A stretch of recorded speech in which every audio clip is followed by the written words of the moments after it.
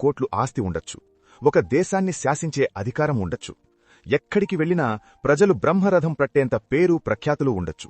కాని రాత్రి ఇంటికి వెళ్ళాక ఎవరికీ చెప్పుకోలేని ఒక భయంకరమైన రోగం మిమ్మల్ని తినివేస్తుంటే ఆ ఆస్తి, ఆ అధికారం మీకు సంతోషాన్నివ్వగలవా?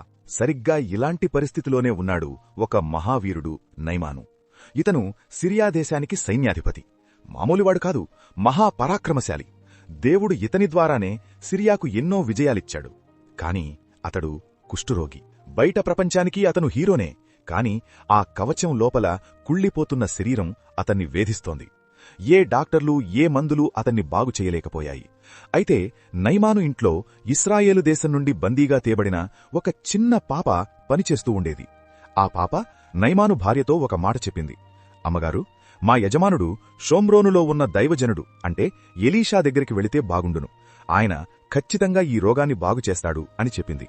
చూసారా, ఒక చిన్న పాప విశ్వాసం ఒక మహావీరుణ్ణి కదిలించింది. వెంటనే నైమాను రాజు దగ్గర అనుమతి తీసుకుని భారీ ఎత్తున వెండి, బంగారం, బట్టలు తీసుకుని ప్రవక్త అయిన ఎలీషా ఇంటి ముందు రథాలతో దర్జాగా నిలబడ్డాడు. నైమాను ఏమనుకున్నాడు?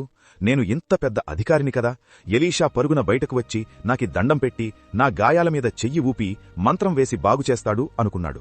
కాని జరిగింది వేరు. ఎలీషా కనీసం బయటకు కూడా రాలేదు. తన పనివాడిని పంపి, నువ్వు వెళ్లి యోర్దాను నదిలో 7 సార్లు స్నానం చెయ్యి, అప్పుడు శుద్ధుడవవుతావు అని చెప్పి పంపించేశాడు. ఈ మాట వినగానే నైమానుకు ఎక్కడలేను కోపమొచ్చింది. ఏంటి, నేను ఇంత దూరం వస్తే నన్ను నదిలో మునగమంటాడా? మా సిరియాలో ఉన్న అబానా, ఫర్ఫరు నదులు ఈ బురదనీళ్ల యోర్దాను నది కంటే గొప్పవి కావా? అక్కడ స్నానం చేస్తే పోయేదానికి ఇంత దూరం రావాలా అని అహంకారంతో వెనక్కి తిరిగాడు. ఇక్కడ నైమాను సమస్య రోగం మాత్రమే కాదు, అతని గర్వం. దేవుని అద్భుతం పొందడానికి అతని గర్వం అడ్డొస్తోంది. అప్పుడు నైమాను సేవకులు తెలివైన సలహా ఇచ్చారు. అయ్యా, ప్రవక్త ఏదైనా కష్టమైన పని చెప్తే చేసేవారే కదా, సులభమైన పనే కదా చేయమన్నాడు, చేసి చూడండి అని బ్రతిమాలారు. నైమాను తన గర్వాన్ని పక్కన పెట్టాడు. యోర్దాను నదిలోకి దిగాడు.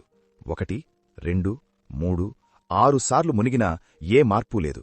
కాని 7వసారి మునిగి బయటకు రాగానే అద్భుతం జరిగింది. అతని శరీరం ఒక పసిపిల్లవాడి దేహంలా మారిపోయింది. కుష్టు మొత్తం మటుమాయమయ్యింది. నైమానుకు స్వస్థత వచ్చింది నదినీళ్ల వల్ల కాదు, దేవుని మాటకు లోబడడం వల్ల. మన జీవితంలో కూడా కొన్నిసార్లు దేవుడు చెప్పే మార్గాలు మనకు అర్థం కాకపోవచ్చు, లేదా చిన్నవిగా అనిపించవచ్చు. ప్రార్థన చేస్తే సమస్య పోతుందా, క్షమిస్తే మనశ్శాంతి దొరుకుతుందా అని మనం అనుమానిస్తాం. కాని ఎప్పుడైతే నైమానులా మన గర్వాన్ని విడిచిపెట్టి దేవునికి లోబడతామో అప్పుడే మన జీవితంలో కూడా ఊహించని అద్భుతాలు జరుగుతాయి.